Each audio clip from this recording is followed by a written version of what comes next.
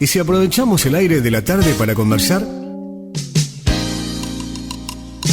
La radio nos invita a encontrarnos y la ocasión se presta para que charlemos de todas esas cosas que de verdad importan.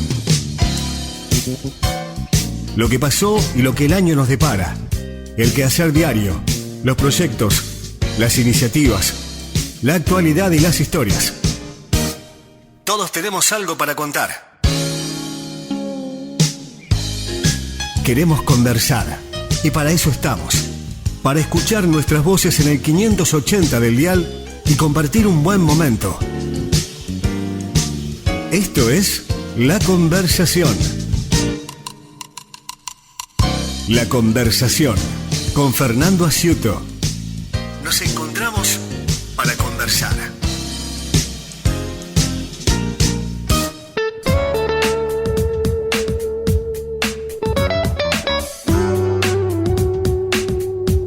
¿Qué tal? ¿Cómo les va? Bienvenidos. Estamos en una nueva edición de La Conversación en el Hotel Turing. Estamos con Eduardo Molina, un querido amigo de hace tantos años, que hoy, bueno, por supuesto, es bioquímico, farmacéutico, pero le dije a Eduardo, vamos a hablar un poco de la historia familiar, de la historia de la farmacia Molina, que para sorpresa, y bueno, beneplácito, vamos a estar dentro del marco del festejo de los 110 años, nada más y nada menos, de la farmacia Molina. En realidad yo había hablado con Eduardo porque era uno de los primeros negocios de la zona, de la ciudad de Trelew. Y me dice, mirá, si no es el primero, no debe andar muy lejos. Así que yo decía, dentro de los 5 negocios, nombrando algunos antiguos negocios de la ciudad, con habilitación comercial, obviamente, me dice, mirá, si no es el primero, estoy ahí, dice, porque creo que ese es el dato, ¿no? Y el 2 de agosto cumplieron 110 años, así que estamos haciendo una nota histórica con Eduardo, para mostrar un poco esa faceta, lo que decíamos, de los comercios de Trelew. Está Carlitos Orellana en la puesta en el aire, operación técnica y la música, está María de los Ángeles Gómez en las redes sociales, y ustedes, por supuesto, siguiendo cada una de las conversaciones, que nos pone muy contentos, y poder compartirlas, bueno, y aceptamos las sugerencias también de aquellos que se acercan para contarnos, ¿no?, de algunos personajes de la ciudad, que la verdad que nos llena de orgullo que así sea, porque hacemos entre todos la producción del programa y vamos cubriendo distintos sectores y factores de la sociedad. Bueno, Eduardo, ¿cómo andás? Gracias por venir. No, gracias a vos, Suki, por esto, porque realmente siempre uno pretende en lo posible hablar de sí mismo, no tanto de sí mismo, sino de la familia, de sus padres y demás. Entonces, nosotros tenemos acá en la ciudad de Trelew, por tercera generación, en el caso particular de farmacéutico, con la anuencia y el permiso también de mis hermanos, que son los que me han acompañado en todo este proceso. Nosotros venimos de una familia española, que a principios del siglo pasado, por intermedio de mi abuelo, que era farmacéutico, recibido en Madrid y luego hecho reválidas en el Perú y reválidas en Buenos Aires, decide instalarse en la Patagonia. Él venía en un viaje, en esa época la Patagonia se surtía por intermedio de barcos, una línea de barcos que respondía a la anónima. Y en ese barco, en el cual se despide en Buenos Aires sus afectos que tenía en ese momento allá, para ir a un frigorífico en la ciudad de Río Grande. ¿Qué año hablamos, Eduardo?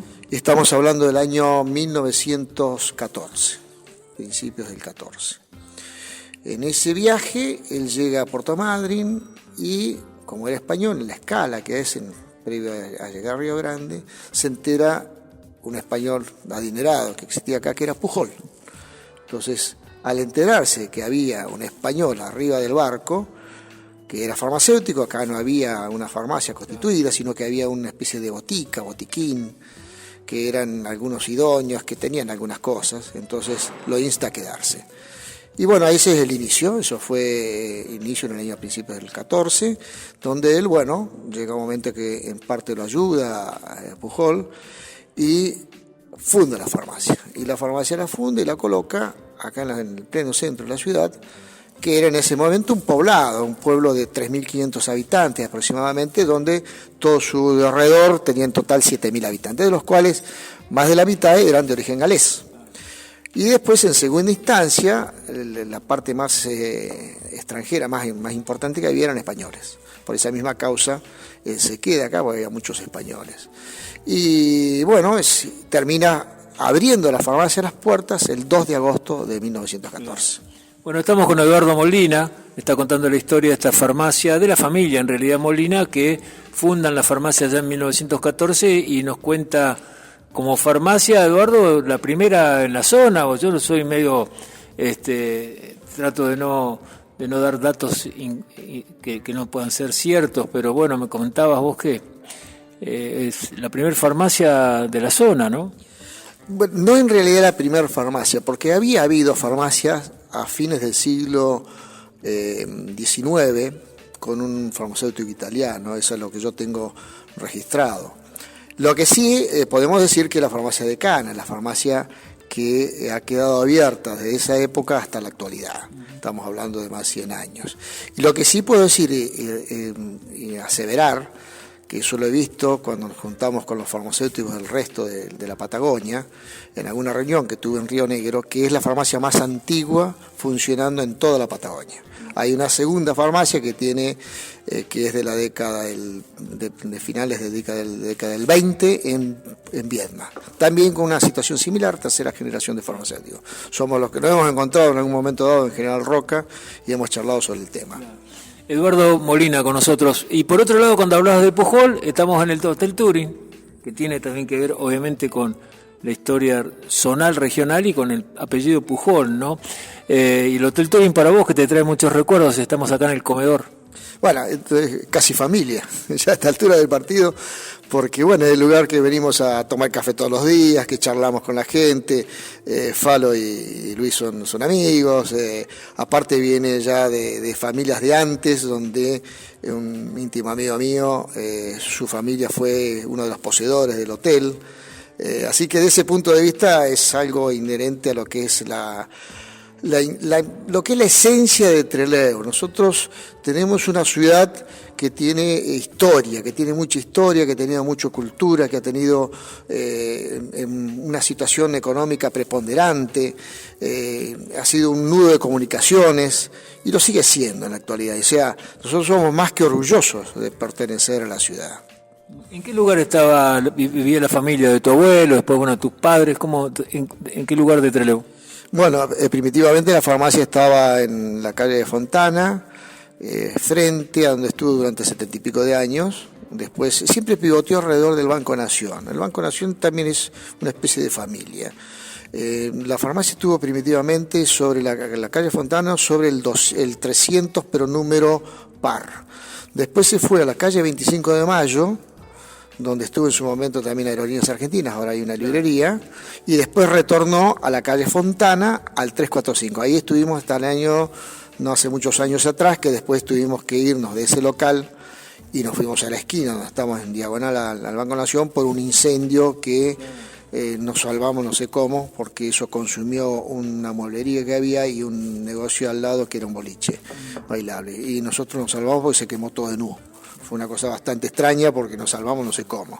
Y bueno, ese edificio quedó muy deteriorado y había que ya las paredes estaban mal, así que bueno, nos ofrecieron irnos a la esquina, que también es una esquina histórica, la esquina de España y Fontana. Así que... Pleno centro de la ciudad de Trelew, es un lugar preponderante también en el marco de esta ciudad turística, donde bueno viene también la peatonal Luis Gacín. Bueno, te preguntaba la casa familiar de ustedes, ¿dónde nacieron, dónde se criaron? Porque estamos hablando del centro también de la ciudad, ¿no? Bueno, la casa familiar, bueno, en este momento es de mi propiedad, es la casa donde está frente al Parque Centenario, en Lewis Jones, ahí nos criamos nosotros, enfrente, nuestro lugar de juego fue el ferrocarril central, donde inclusive yo tengo pantallazos donde el ferrocarril todavía funcionaba, que dejó de funcionar en la época de Frondizi. Y luego pasó a ser un lugar abandonado, con las locomotoras, los vagones y demás, y con un galpón, que ese era el lugar de juego nuestro de la infancia. Nosotros nos criamos en ese lugar, era la parte natural del juego del barrio, ir al galpón, estar con las locomotoras, bueno, era para un chico, imagínense vivir en una ciudad donde la seguridad era total. Yo me acuerdo que las casas estaban abiertas, las calles no había mucha cantidad de gente y no había ningún tipo de robo, no existían esas cosas. Las casas abiertas, los autos abiertos, los autos a veces con las llaves puestas. Y bueno, nuestra infancia en la década de 60, en el caso particular mío, fue realmente, yo me pongo a pensar ahora, era mágico, era un lugar realmente fantástico para estar. Y yo recuerdo en los primeros años de la secundaria, en la mesa familiar al mediodía, que nos juntábamos, obviamente, mi papá, mi mamá, mis hermanos y yo, de una forma muy solemne. Mi padre dijo, bueno, a partir del día de hoy la puerta de calle se cierra con llave, como un hecho realmente duro y terrible. ¿Por qué? Porque ya había empezado a haber mayor cantidad de gente, aunque la seguridad, uno lo traslada en el tiempo, era fantástica. Claro, estamos con Eduardo Molina conversando de ese Trelew y de las farmacias, ¿no? De la cual eres tercera generación, nada más y nada menos, pero de este lugar de Lewis Jones y Fontana, y en esa época la Fontana era doble mano. También contame un poco, y se entraba también por la Laguna Chiquichano, contame un poco cómo era la historia, porque entra también en la conversación de hoy un poco el recuerdo tuyo personal de la Laguna Chiquichano, ¿no? Bueno, el recuerdo era domingo por la mañana, antes de ir a misa, cuando nosotros teníamos la obligatoriedad de ir a misa porque íbamos a un colegio de cura, se escuchaban los balazos a la pelotita. ¿Los balazos de qué? De lo que era el tiro federal. El tiro federal se encontraba en lo que es la parte de la Laguna Chiquichano un poquito más atrás, que era a su vez el lugar de entrada a la ciudad. La ruta nacional entraba por ese lugar, por ese bajo. Nosotros ahora tenemos una entrada que está todo asfaltado. Bueno, eso primitivamente era la entrada al pueblo, la entrada de la ciudad era por ahí. Y se bordeaba el tiro federal. Entonces el tiro federal los domingos a la mañana era cuando se hacían las justas, donde se iba a hacer competencias y demás, en las cuales, por supuesto, uno también fue y participó. Se tiraba con Mauser. Nosotros teníamos 13 años, 14 años y tiramos con uno de esos Mauser que eran de fines del siglo XIX, que eran alemanes. Y bueno, ese era y eso lo que se escuchaba eran los balazos, las detonaciones de los rifles a la mañana temprano del domingo. O sea, ese es el recuerdo, se entraba por ahí, era todo calles de tierra, obviamente en esa época era todo de tierra. La Lewis Jones se entraba, era una calle de doble mano, todas eran prácticamente de doble mano. Y también recuerdo cuando se empezaba a asfaltar, cuando se empieza a asfaltar todo lo que era la ciudad. Y la Lewis Jones en esa época se había hecho un desagüe, un desagüe muy grande que abarcaba prácticamente toda la Lewis Jones hasta casi la cancha de Racing. La cancha de Racing para nosotros era lejísimo, quedaba como más de 10 cuadras, o sea que ya era otro barrio, ese barrio para nosotros no existía. Y bueno, la ciudad era una ciudad chica, muy amigable, y los lugares donde nosotros vivíamos eran cotidianos para todos, y la gente vivía de otra forma, una forma mucho más segura y mucho más tranquila. Bueno, tenemos que ir a una pausa. Estamos con Eduardo Molina charlando aquí en la conversación en el Hotel Turing, que nos trae a todos muchos recuerdos, ¿no? Y estamos en el comedor del Hotel Turing, donde, bueno, decías, Eduardo, que pasaste lindos momentos, tanto de niño con la familiaridad del barrio y después de una adolescencia y por supuesto también cuando uno venía a comer los ravioles y toda esa historia, ¿no? Bueno, era típico. En esa época, cuando nosotros éramos chicos, no existían los restaurantes como tal, sino ¿a dónde iba a comer uno? Al hotel. Inclusive algún amigo mío dice, vamos al hotel, o sea, pero nosotros no íbamos al hotel a parar dentro del hotel, sino que íbamos a almorzar. Y nosotros, me acuerdo, el Residencial Argentino, el Hotel Turing, el Hotel Galicia, eran los lugares donde nosotros íbamos a comer los domingos. Los domingos era típico que la familia saliéramos a comer. Claro. Eduardo, ¿lo conociste a tu abuelo? ¿A tu abuelo lo alcanzaste a conocer? Sí, lo conocí, tengo así muy difusa el recuerdo, e inclusive recuerdo cuando falleció. Tu abuelo Molina me refiero, ¿no? Sí, a mi abuelo Molina. Mi abuelo John Part, ese no lo conocí porque falleció mucho antes, y él era el dueño de la confitería La Platense. En su época era muy importante, era la confitería que se juntaba todo el valle a tomar el té, y que estamos hablando de la década del 40, él falleció en esa época. ¿El papá de tu mamá? El papá de mi mamá. John Part era una familia bastante conocida acá, es más, Tengo una tía que falleció no hace mucho, creo que fue en pandemia, por ahí antes de pandemia, ya viejita ella, que fue la primera empleada mujer que tuvo el municipio de Trelew, Ofelia John Part. Bueno, historias de nuestra ciudad, estamos con Eduardo Molina. Tenemos que ir a una pausa, ya volvemos, gracias. Sumate a la conversación por LU20.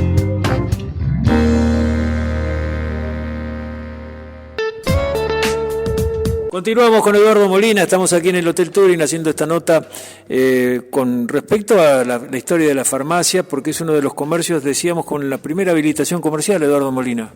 Sí, esto obviamente no sé si existiría como tal una habilitación comercial, pero presumo que sí, en esa época, la que la habilita mi abuelo, el 2 de agosto del 14, coincidente justamente con lo que hablábamos hace un rato con el inicio de la Primera Guerra Mundial, como para tener conciencia de cuán vieja es la farmacia.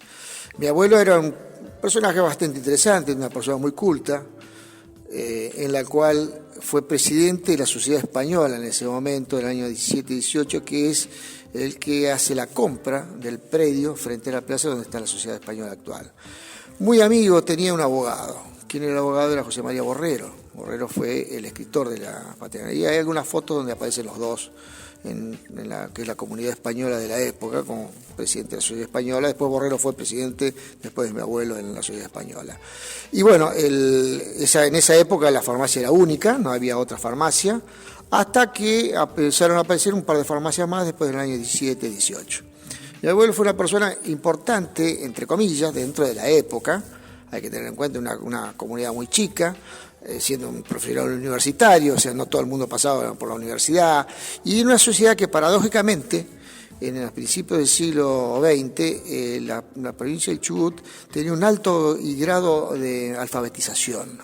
¿Por qué? Porque la colonia galesa en general era gente más bien culta, inclusive uno de los primeros colegios de la Patagonia, creo que el colegio secundario fue en 1908 el Canwi, en Gaiman, o sea, hay todos unos antecedentes que hacen que a la cultura del lugar fuera importante. Y mi abuelo en su momento era hombre de su época, en la década del 20 fue hasta concejal, creo, que de la parte conservadora, porque creo que estaba dentro del Partido Conservador, siendo extranjero. Él era español, o sea que votaban en los municipios solamente. Y también fue hacendado, una forma de decir, tuvo un campo en la zona de Punta Ninfas, y después vino mi abuelo, vino mi padre y vino mi tío. Mi tío también farmacéutico, Marino Molina, que tuvo farmacia en Dolabón. Mi padre había vivido en España durante su adolescencia, su infancia y adolescencia. Se recibe en la Universidad de Granada como especialista en literatura, en letras. Era alguien, mi padre era un tipo muy culto, muy culto, que hablaba francés, inglés, y una sorpresa mía fue una vez que estábamos en Córdoba, mientras yo era estudiante, entramos a una iglesia y se puso a leer todo lo que había en latín. El tipo hablaba latín también. También hay que tener en cuenta que en esa época las recetas se escribían en latín. Yo te iba a preguntar con respecto a los primeros pasos de la farmacia, que vos inclusive conservás algunos elementos, ¿no? Como una especie de vitrina allí con los primeros elementos de la farmacia. Lo que ha cambiado ni que hablar en tantos años, toda la parte de los remedios. Ustedes preparaban, no sé si hoy inclusive se hacen estas recetas magistrales, ¿no? Pero estaban preparados para proveer, no sé cómo era la interacción con los médicos. Bueno, contame un poco eso. Bueno, en el caso particular de mi abuelo tenía un íntimo amigo que era médico, y él inclusive participaba cuando había algún parto o algo les pasaba, lo ayudaba. En el caso particular de mi tío Marino, tuvo un médico muy amigo en Dolabón, quien era Atilio Viglione, que después Atilio Viglione viene acá. O sea, la relación era continua y constante con los médicos que existían en esa época. Entonces hacía que fuera... Hay que tener en cuenta que en esa época la farmacia en el transcurso de sus últimos 100 años ha ido cambiando y se ha ido actualizando y ha ido mutando en distintos aspectos. En esa época, ¿cómo era la cuestión? El médico prescribía, generalmente prescribía en latín. Esa receta llegaba a la farmacia, el farmacéutico recibía la prescripción, mientras el paciente esperaba o venía otro día, había un lugar donde se sentaba y podía esperar, mientras el farmacéutico hacía la preparación. Lo que llamábamos específicos, o que son los medicamentos naturales, como nosotros tenemos, naturales me refiero a los medicamentos que se venden en farmacia, dispensan en farmacia, en esa época era muy poco. Mi abuelo lo que hacía era pedir esas drogas con las cuales se preparaba todo eso, y los medicamentos que había como específicos. También había algunos específicos. No, pero tenía que armar, de acuerdo a la prescripción médica, él tenía que armar la receta, o sea, y armar la alquimia y química para poder hacer un remedio como corresponde. Exactamente, la recipe que se llama, que era lo que el médico escribía. Tantos gramos de esto, tantos gramos de la otra. ¿Eso lo escribía el médico? Eso lo escribía el médico, obviamente. Sí, el prescriptor siempre, en la actualidad, es lo mismo. El prescriptor es el médico, o el odontólogo eventualmente, pero es el que escribe y el que determina. Hágase de acuerdo a su arte y conocimiento.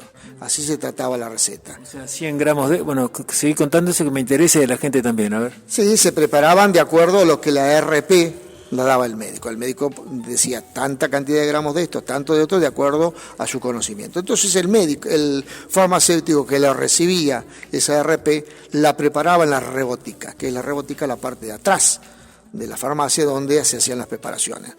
Entonces, bueno, al recibirse eso, el paciente estaba esperando en la parte de adelante de la farmacia. Cuando se terminaba, bueno, se entregaba la medicación y entonces el paciente llevaba su medicación a su casa. Una medicación en forma de polvo, normalmente. No, hay distintas formas farmacéuticas. Se llaman formas farmacéuticas. Formas farmacéuticas podía ser en polvo, en crema, pomada, podía ser píldoras. Las píldoras ya no existen más.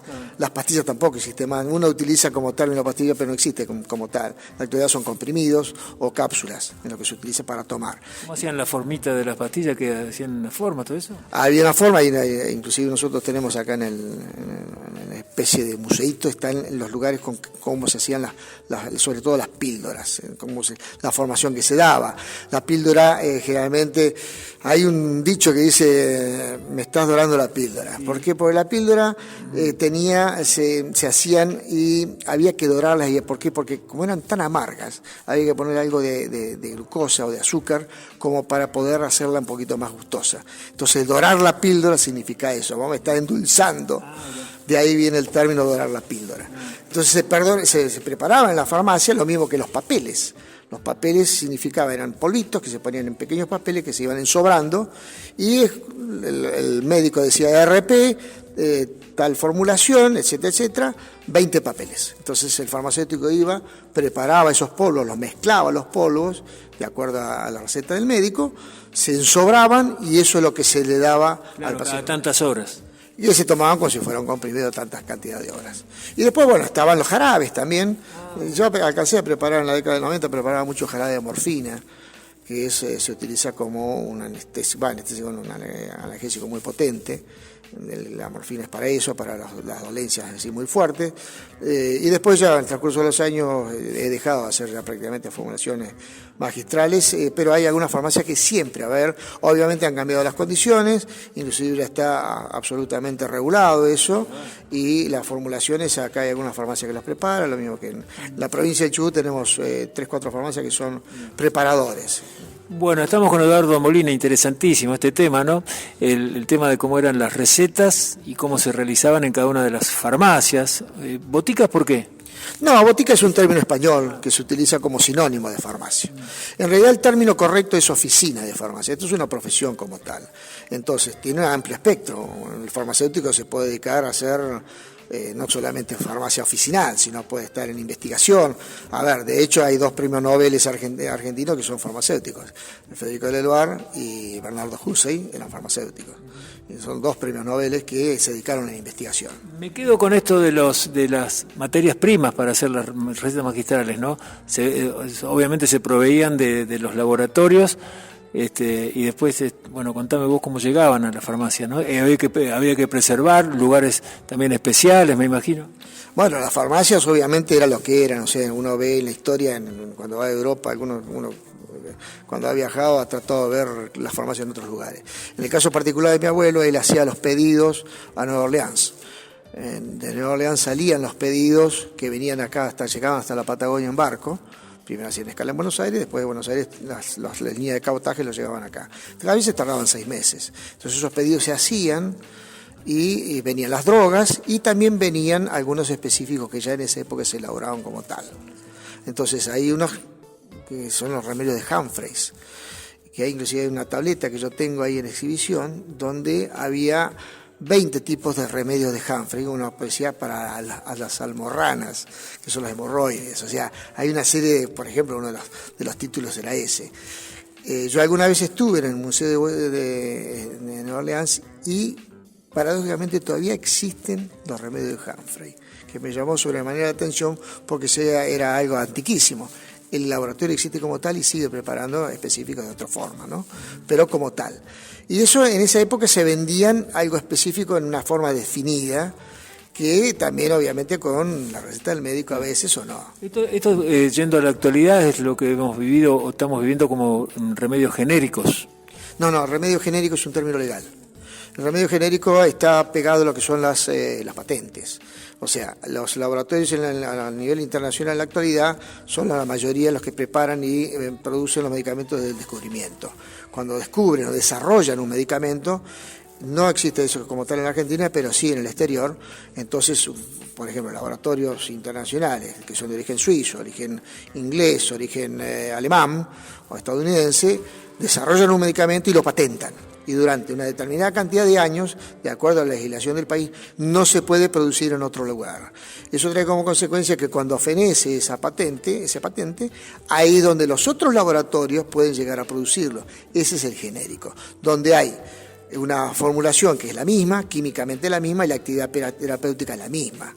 O sea, eso es una condición. En la Argentina se hizo en realidad la ley es ley de similitudes.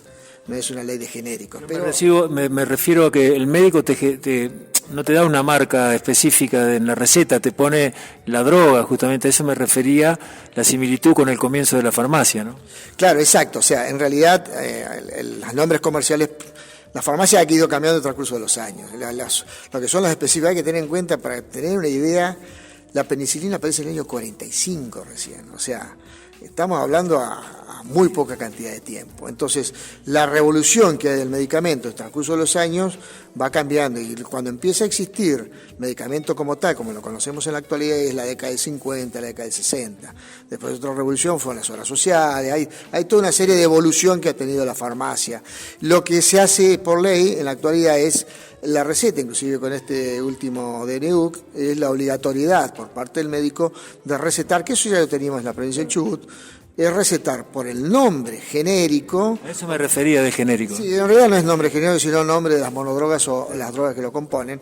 Nosotros decimos nombre genérico, pero en realidad es nombre de las monodrogas, de los componentes, y entre paréntesis puede sugerir un nombre comercial. Un nombre, claro. Bueno, estamos con Eduardo Molina contando un poco la historia y cómo estas facetas, cómo fue cambiando a través de los años la farmacia. Lo cierto es que estamos en el marco de los 110 años de la farmacia Molina, que fue inaugurada en agosto, por allí, el 2 de agosto, si no me equivoco, del año 2014, coincidente también con el comienzo de la Primera Guerra Mundial, nos decía Eduardo.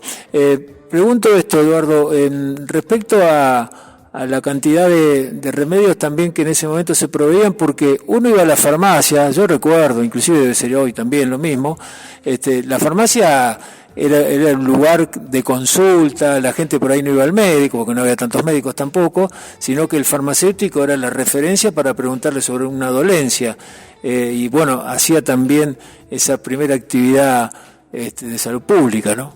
Sí, en esa época obviamente los farmacéuticos tenían un estatus dentro de lo que era la comunidad. Bueno, hoy también.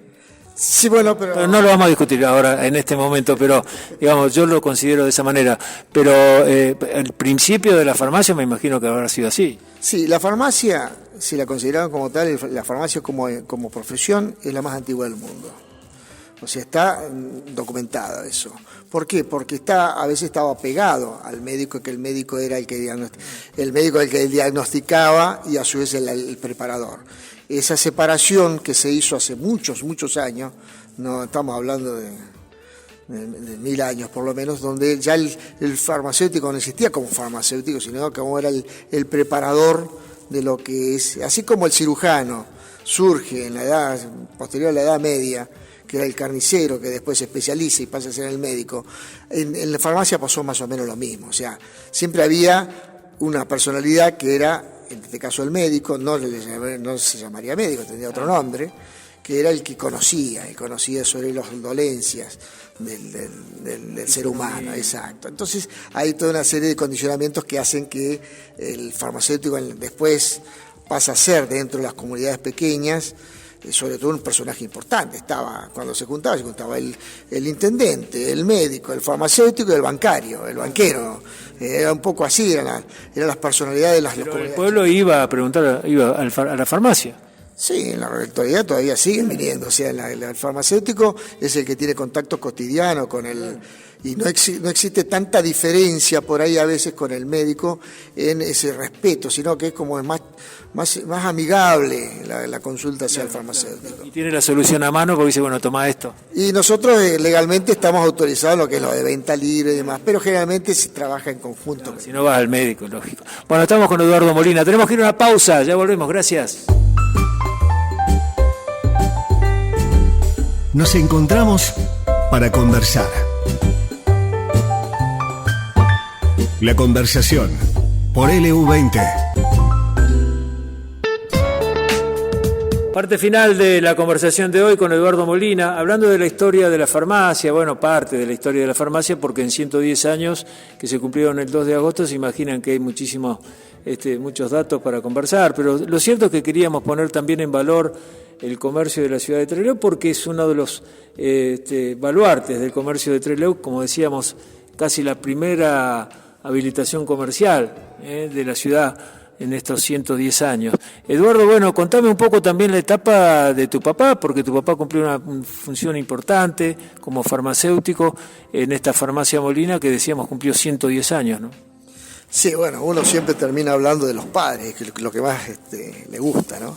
El caso particular de mi viejo era un tipo extremadamente culto y un tipo muy querido. Era una persona que nosotros cuando lo perdimos, cuando se nos fue, la gente que se acercaba a la farmacia, yo me acuerdo en el momento de su velorio, su entierro, hubo 9 grados bajo cero, pero sin embargo nos llamó mucho la atención la cantidad de gente que fue. Y era una persona que era muy dócil, era una persona muy culta, extremadamente culta, y que llegó a la farmacia hasta que yo vine, la llevó a cabo, y él era un personaje dentro de la ciudad que seguía preparando, haciendo fórmulas magistrales y siempre ayudando a la gente. Era un tipo demasiado bueno. Y también fue uno de los hacedores de la biblioteca Agustín Álvarez. Él participó activamente en la Biblioteca Popular Agustín Álvarez.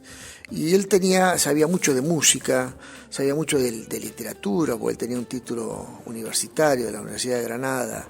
Le gustaba hablar mucho de literatura, le gustaba mucho hablar de política.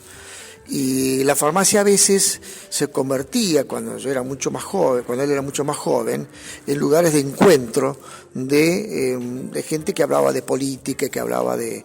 Él estuvo dentro de la Comisión Pro Monumentos Españoles. Es uno de los que participó en esa comisión. Entonces hicieron varios monumentos acá en la provincia. Uno fue el monumento en Camarones, la iglesia que está en la Isla de los Pájaros, el monumento al Quijote que está en Puerto Madryn. Esa comisión venían dineros que eran del Reino de España para producir y recordar cuál fue la actividad española que hubo en toda nuestra provincia. Y él por supuesto la sociedad española también. Obviamente la sociedad española, él fue activo participante de la sociedad, integrante de las comisiones durante mucha cantidad de años, y bueno, él se consideraba también muy español, pese a que él no era español, él había nacido en el Perú.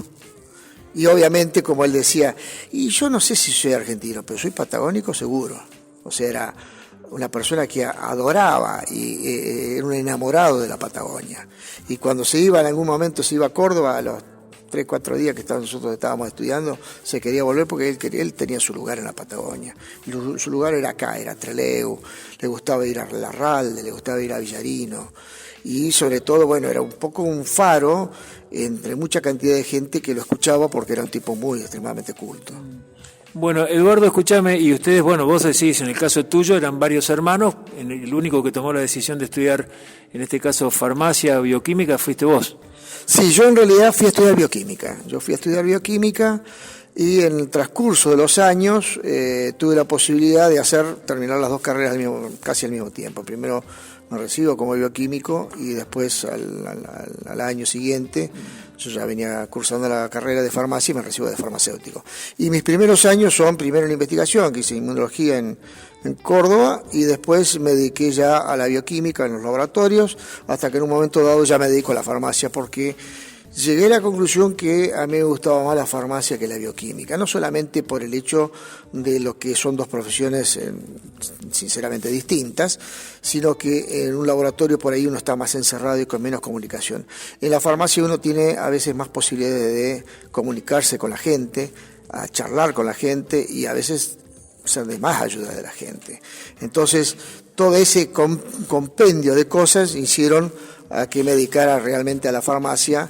Y entonces, bueno, primero como farmacéutico, después estoy ahora en la fase un poco más de dirigencial a nivel colegio farmacéutico y demás. Pero en lo que se refiere a la profesión en sí como farmacia, para mí ha sido una satisfacción y mucho más apasionante que estar en un laboratorio donde a veces, por ejemplo, la persona que se dedica a la investigación y demás está muy encerrado y la comunicación es un poquito más tenue. Eduardo, bueno, ¿y llegaste a trabajar acá con tu papá? Yo llegué a trabajar, tuve la suerte de poder trabajar con el viejo en los primeros meses, que cuando yo volví a la farmacia, pero la forma de trabajo era obviamente distinta entre uno y otro. Y después ya papá ya venía decayendo en su actividad intelectual de por sí, porque ya era una persona mayor. Y bueno, trabajamos durante casi un año juntos y después ya él venía cuando quería y hacía lo que quería hasta que llegó un momento que ya no pudo. Bueno, de los muebles de esa época tenés acá en la esquina, en el nuevo local, el amoblamiento, ¿de qué año data? Bueno, eso es amoblamiento, eso es de roble alemán, de la selva negra alemana. Eso se trajeron al principio del siglo XX, se pusieron en la farmacia en la década del 20. Después, primero hay otros muebles en principio, después eso se terminó en una farmacia llamada farmacia Nisetich. Pero después se pusieron esos muebles de roble, que son los que están en la actualidad, y que son una reliquia, y que en su momento yo tuve la opción, o hacía una farmacia absolutamente moderna, o en su defecto quedaba, que es lo que he tratado de respetar, y por esa misma causa en su momento fuimos seleccionados por el municipio para galardonarnos con una bueno, nosotros la farmacia está considerada un lugar histórico dentro de la ciudad. Y bueno, para nosotros es un orgullo, por eso se mantienen los mismos muebles de siempre. Obviamente hay un ayornamiento, porque la modernidad no se le puede escapar. O sea, trabajamos con las computadoras, trabajamos con todo lo que hay que trabajar en la actualidad, pero los muebles los hemos dejado porque a muchísima gente le interesa. Bueno, yo recuerdo en el local anterior había como una antibotica, rebotica, donde hacían así algunas recetas de esa época, ¿no? En esta nueva farmacia no. Sí, está todavía lo que es el laboratorio pequeño, todavía lo tengo atrás, no lo estoy usando prácticamente, no preparo nada, excepto para algún amigo que me pida algo. Bueno, Eduardo, la verdad que siempre es un gusto hablar con vos y bueno, sos testigo también de todo este Trelew que ha cambiado así de los años 70 en adelante, ¿no? Con todo el parque industrial y lo que era en la época que ustedes eran niños, de estos juegos, del tren, bueno, que ya no está tampoco, ni los galpones que están tampoco de aquí en la calle Leguillones, pero me gustaría también, antes que me olvide, el recuerdo de Playa Unión. Siempre pregunto por Playa Unión. Playa Unión es la playa nuestra, es la playa natural que teníamos nosotros. Hoy justamente hablábamos con un amigo con respecto a lo que está pasando con el mar que va avanzando. Entonces yo comentaba que mi padre tenía una casilla, que le decían las casillas, nosotros le decíamos casilla a las casas en Playa Unión, no sé si sigue utilizándose el término, y tenía una casilla que la levanta para llevársela al campo. Y a los 2 o 3 meses vino la marejada que se llevó a esa primera fila. Después quedó una segunda fila, y la segunda fila que yo me acuerdo era la casa del gobernador. Yo estaba estudiando y esa casa desapareció porque vino otra marejada. Y en realidad la primera fila actual creo que es la tercera fila, primitiva de hace 80 años atrás. O sea, y nosotros el lugar de la infancia y de la adolescencia, el Álamo, ir a jugar a la playita al fútbol, la playita no existe más. Bueno, o sea, y Trelew también, ¿no? ¿Cómo cambió Trelew? y Trelew ha cambiado de una ciudad, ella es una ciudad de más de 100.000 habitantes, una ciudad importante, grande, con una infinidad de barrios. Cuando nosotros éramos chicos, el único barrio que había era Trelew Chico. Así que en la actualidad tiene una cantidad de barrios muy grande, inclusive uno desconoce, hay lugares que hay en una ciudad muy grande. ¿Dónde estudiaste, Eduardo, la primaria y secundaria? La primaria la estudié en el Colegio Santo Domingo, hasta después de la secundaria la empecé ahí y la terminé en el glorioso Colegio Nacional de Trelew, que cumplimos 100 años ahora. Nosotros somos de la 50 aniversario, de la 50 promoción. En la década del 50, en el 50 promoción, nosotros nos recibimos. Ahora cumplimos 100 años. O sea, el Colegio Nacional cumple 100 años, cumplimos 50. Bueno, agradecidos, como siempre, Eduardo. No, gracias a vos, Suki, un amable, muy amable. Ahí estaba Eduardo Molina con nosotros en el marco de los 110 años, escuchen bien, 110 años de la farmacia Molina en la zona, no solamente en la ciudad de Trelew, en toda la zona. Gracias, Carlitos Orellano, puesta en el aire, operación técnica y la música, María de Los Ángeles Gómez, y ustedes, por supuesto, por seguir cada una de las ediciones de la conversación. Hoy desde el Turing, con la historia, o parte de la historia, de la farmacia Molina con Eduardo Molina. Gracias, hasta siempre. Chau, chau. Nos encontramos para conversar. La conversación con Fernando Asiuto.